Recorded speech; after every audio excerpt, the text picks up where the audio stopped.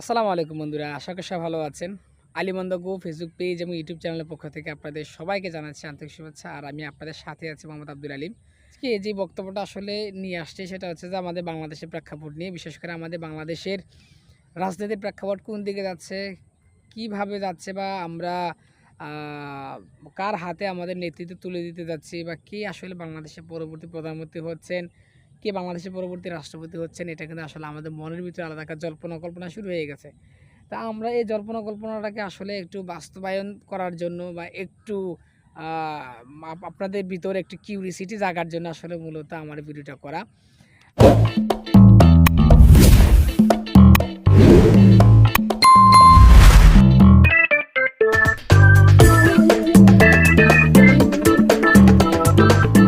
আমি আজ থেকে প্রায় ১-১.৫ বছর আগে হবে সম্ভবত, আমার ভিডিওটা আমার ওয়ালে গেলে আসলে আপনারা হয়তো দেখতে পারবেন যে ওইখানে আমি বলেছিলাম যে আসলে বাংলাদেশের পরবর্তী রাষ্ট্রপতি হচ্ছেন প্রফেসর ডক্টর মোহাম্মদ ইউনূস।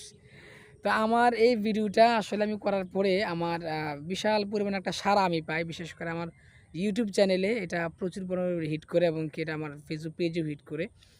তো সবাই তাদের মন্তব্যগুলো সেখানে দিয়েছিল যে আসলে বাংলাদেশের পরবর্তী রাষ্ট্রপতি কে হতে যাচ্ছেন বা কে হবেন। তো যেহেতু এখন একটা অন্তর্বর্তীকালীন সরকার চলতেছে, তো সেক্ষেত্রে যিনি এটা দায়িত্ব পালন করতেছেন আপনারা সবাই জানেন যে বিশ্বনন্দিত আসলে তিনি নেতা নন, কিন্তু নেতার চাইতে আরও অনেক বেশি, এবং কি তিনি একটা রোল মডেল বলা চলে পুরা বিশ্বের জন্য। তো ওই ব্যক্তিটা আসলে আমাদের তো কপাল ভালো যে আমরা এই ব্যক্তিটাকে আমাদের বাংলাদেশকে সামনে থেকে নিয়ে এগিয়ে নিয়ে যাওয়ার জন্য এই ব্যক্তিটার আমাদের দরকার। মানে এই সমস্ত ব্যক্তিগুলোকে আমাদের দরকার, আমাদের বাংলাদেশের জন্য দরকার।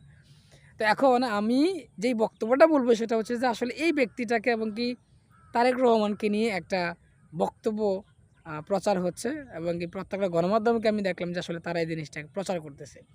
তা আমি যে আজ থেকে প্রায় দেড়-দুই বছর আগে আমি একটা ভিডিও করেছিলাম, যে ওই ভিডিওটার আলোকে আসলে আমার কথাটা বলা, যে আসলে ওই ভিডিওটা যখন আমি রেকর্ড করেছিলাম আর এখন বর্তমানে যে রেকর্ড করতেছি ওটার সাথে এটা আসলে সামঞ্জস্য কতটুকু, বা আমি যে আগে কথাটা বলেছিলাম এই কথাটার সাথে এই কথাটা কতটুকু মিল আছে।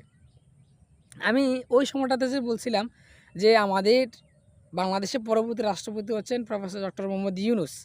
তো এইটার প্রেক্ষাপটে আজকে আমি যে সংবাদ মাধ্যমগুলোতে আমি যে তথ্যটা আমি দেখলাম বা যে খবরটা আমি পেলাম, সেখানে ওরা এরকমভাবেই ওরা এটা ফলো করতেছে যে ওরা প্রচার অলরেডি করে দিয়েছে যে বাংলাদেশের পরবর্তী রাষ্ট্রপতি হচ্ছেন প্রফেসর ডক্টর মোহাম্মদ ইউনূস, আর প্রধানমন্ত্রী হচ্ছেন কে জানেন আপনারা?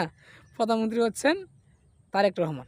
ঠিক আছে? এরকম একটা জিনিস দিয়ে তারা প্রচার করতেছে। তো আমি চিন্তা করতেছি যে আসলে আজ থেকে ১.৫ বছর ২ বছর আগে আমাদের প্রেডিকশানটা, যে আমি যে প্রেডিকশান দিলাম যে আসলে আমাদের বাংলাদেশের পরবর্তী কে রাষ্ট্রপতি হবেন বা কেই প্রধানমন্ত্রী হবেন, আপনাদের কাছে কী মনে হয়? তখন অনেকেই বলছিল যে আওয়ামী লীগ থেকে হবে, বিএনপি থেকে হবে, কিন্তু কেউ প্রফেসর ডক্টর মোহাম্মদ ইউনূস স্যারের কথা কেউ বলে নাই। তো আমি কিন্তু তখন আমি যে জিনিসটা বলছিলাম যে আসলে যদি কোনো একদিন সময় আসে বা বিএনপি যদি ক্ষমতায় আসে বা বিএনপি ক্ষমতা নাও আসে, আওয়ামী লীগ যদি ক্ষমতা না থাকে, তখন দেখবেন যে অবশ্যই professor doctor Mohammad Yunus sir তিনি বাংলাদেশের পরবর্তী রাষ্ট্রপ্রধান হবেন, অথবা তিনি প্রধানমন্ত্রী হবেন যদি সুযোগ আসে। তো দেখুন যে আসলে আল্লাহ তাআলার কেমন কী বিচার বা কী আসে বিষয়। এই এখন কিন্তু রাষ্ট্র ক্ষমতা কিন্তু প্রফেসর ডক্টর মোহাম্মদ ইউনূস স্যারে কিন্তু চালাচ্ছেন।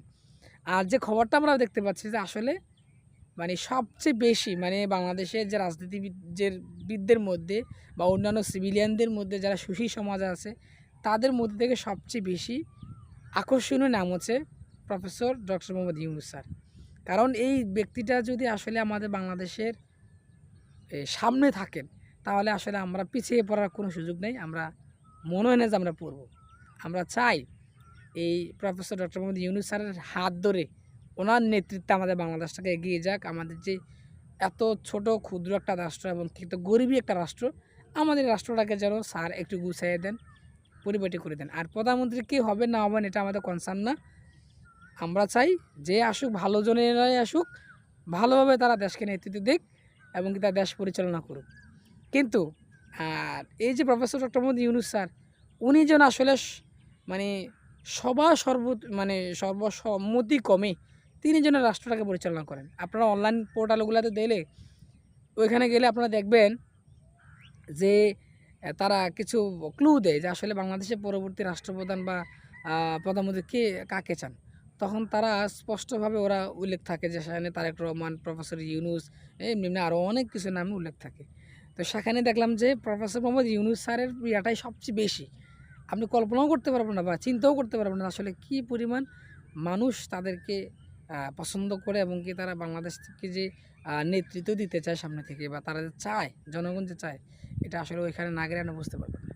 তো আমরাও চাই আসলে সত্যিকার অর্থে আমাদের এই বাংলাদেশটাকে এই প্রফেসর মোহাম্মদ ইউনূস স্যার উনি নেতৃত্ব দিক, এবং কি তিনি আসনে বসুক, বাংলাদেশকে যাতে ভালো একটা অবস্থান আমাদেরকে নিয়ে যায় আর কি।